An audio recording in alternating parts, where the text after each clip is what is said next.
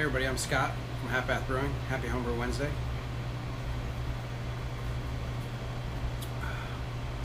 Drinking another chocolate porter. I brewed over the weekend. Made 10 gallons of Dropkick Nate. First time brewing Dropkick Nate. Smelled delicious the whole time I was making it. Beautiful color. I brewed it on as a test batch on my new brew system. So three vessel system, Herm system. I needed to figure out what the efficiency was. So my old system was 69%. I estimated this one at 72% when I did the recipe. Way off. I came in at 83%. So this Dropkick Nate should be around 6.6% alcohol. It's just bubbling away down here.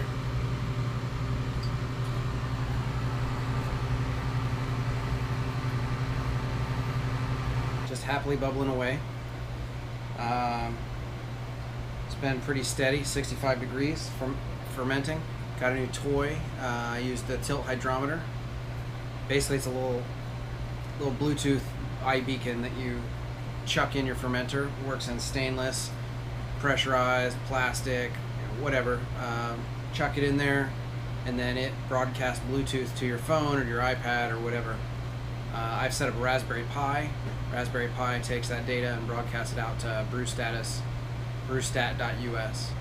You just upload your beer XML files out of Beersmith.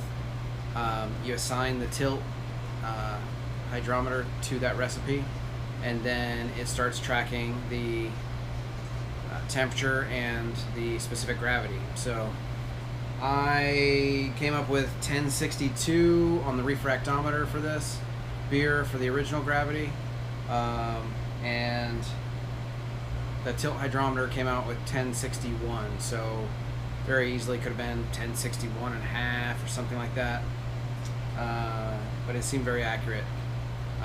Also, when I chilled the beer down initially, I put it in here, it was 90 degrees because my groundwater is warm. So I flipped on the glycol chiller, walked away for 15-20 minutes, and it got down to 64 degrees. The tilt hydrometer was reading a different temperature, so what I'm thinking is all the coils are right in here, from I think the 6 to the 11 gallon mark, and the thermo well is down here, and the tilt hydrometer sits way up here at the very top. So I think initially the top of the wort was warmer. It over the next 10 hours or so, as it kicked on and off, cooled down to 65, and then it has stayed steady at 65 since Sunday. Anyway, I'll show you the brew status. What's cool is it shows you the actual beer, the ABV calculation, like what it is currently, or estimated what it is, against what the specific gravity is. You can see that drop, and then you can see that the ABV rising. I'm hoping that'll tell me when it has finished fermenting, versus just sitting here and taking hydrometer readings every few days. Anyway, check this out. It's right here. Okay. So looking here at this is the brew status page that you can share. So I have DKN. Here's my recipe: 18 pounds pale malt, 5 pounds Borlander Munich. That's for a 10-gallon batch. Ounce of Eldorado at 60 minutes, 2 ounces of Galaxy at 5 minutes, 2 ounces of Eldorado at 20 minutes, another 2 ounces of Galaxy at 20 minutes. Actually, that's wrong. That should be showing up as it was not boil, it was whirlpooled for 30 minutes. I have to check the recipe and see what's going on here. Then what we have is all the additions, the yeast, mash and temperature. And this is the part that's cool here. So so we can go back in time to the beginning. This is day one, Monday, around 12:30 at night when I put in that tilt hydrometer. And so this is where I was talking about the temperature started dropping.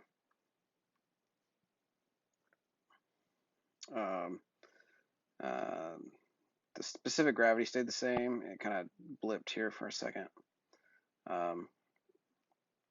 And then here I think is where fermentation started, because then it kind of stayed steady, dropped, and you'll see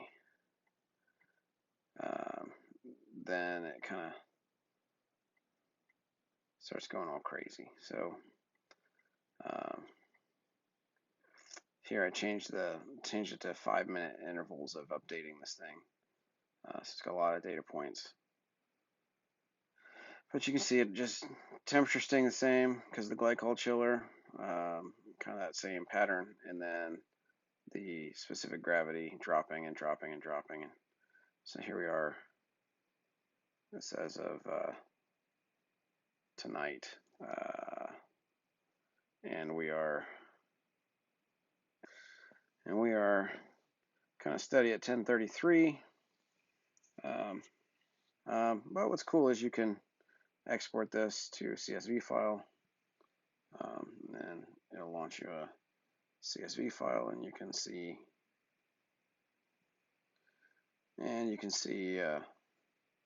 just all of the records. It spits out the time and date. I believe this is the brew ID. This is the device ID for the tilt hydrometer, specific gravity and temperature. Anyway, but it's neat. So you can see current temperature 63 degrees. Specific gravity is currently 1033.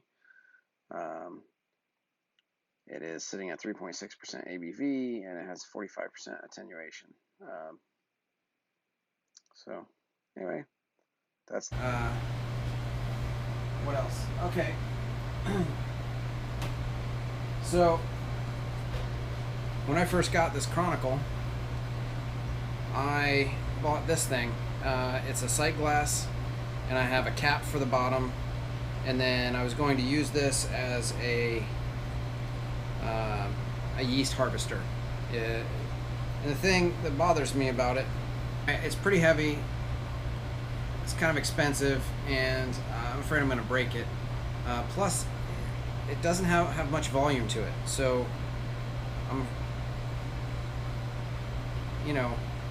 dumping the trube and stuff. You'd have to dump it multiple times with this. So one morning I got an email from Northern Brewer about some plastic fermenter they have, conical shaped fermenter. And one thing I saw on it was that it took ball jars or mason jars. And so you hook up a mason jar to it, you do your trub dump, put another mason jar on there, and let the yeast collect, and then at the end you've got your yeast harvested, ready to use. One day I was at the homebrew store here in town, and I saw the fast ferment. Now, I was on the first round of fast ferments. I saw the Kickstarter, I jumped on, I pre-ordered the thing. I don't even know that it was Kickstarter, but I definitely pre-ordered the thing. Got the fast ferment, did one fermentation in it, and it clogged up. It was terrible. It was the worst thing ever. So now it may have changed, I don't know. But I saw the new one sitting at the homebrew store. It's like a little small 3-gallon one versus the big one that I had purchased. And it also had a ball jar, mason jar connector on it. So I thought, I wonder if I could find 1.5 tri-clamp to mason jar adapter. And so I found it on NorCal Brewing site. It's pretty slick. They sell this stainless steel ring, so you don't have to use an aluminum ring. So you keep that and wash it, keep it good. And then this is welded. It's a stainless steel lid, or it's the same size as the lid for a mason jar. And then it has a 1.5 inch tri-clamp fitting on there. And then it just sits on. You provide your own mason jar. Goes on, screw it on. Hook it on, do your trub dump. And what's nice is wide mouth, so you can hook it up. Use the what is this, quart jar. So you could use 8, 16. I even have half-gallon jars. I don't know that I'd use that. It seems pretty big for this 10-gallon. It's a beer, but yeah, I could use pint or smaller, whatever I needed. Do a trub dump, put a smaller one on, and let it collect the yeast. I'm gonna make a video about that. I'm gonna probably use it here tonight, maybe tomorrow. Do a trub dump, and then probably when this thing gets down to the last 10% fermentation, I'll hook up a small container for yeast. I have full brew day footage of the Dropkick Nate. I'm gonna put that together, do grain to glass. Beer. I have video footage of me cleaning my conical. I have some of me cleaning some other stuff. Another thing I did this week is I made a huge mess. After I brewed, I went in and cleaned this 3-vessel system, and man, you can't use clean in place really with these things. They got that little 3/8 inch dip tube in the Blickman brew kettles, and so it just doesn't have enough suction to suck out all the stuff sitting on the bottom of the kettle. You always end up with just a little bit in there. And so I was trying to figure out a way, short of drilling a giant hole in the bottom of the kettle and potentially ruining it for a return, a way I could use CIP on these kettles. And so what I came up with is I bought one of these big blue totes, rope handle tub, 20 gallons. It's 22 1/4 inches by 22 1/4 inches, it says. And so that should be big enough for my brew kettles. And then what I did is I took this sump pump that I used to use for my CIP, and then I hooked up this big, so it's a 40 gallon per minute pump, and I hooked up this large CIP ball, and then the idea is I'll just set that down in that tub and take the brew kettle, set it over top of it, and just let it clean. So I'm going to test that out, see how it works, and I'll put something together, hopefully get that video up maybe this weekend. Alright, anyway, happy Homebrew Wednesday, cheers.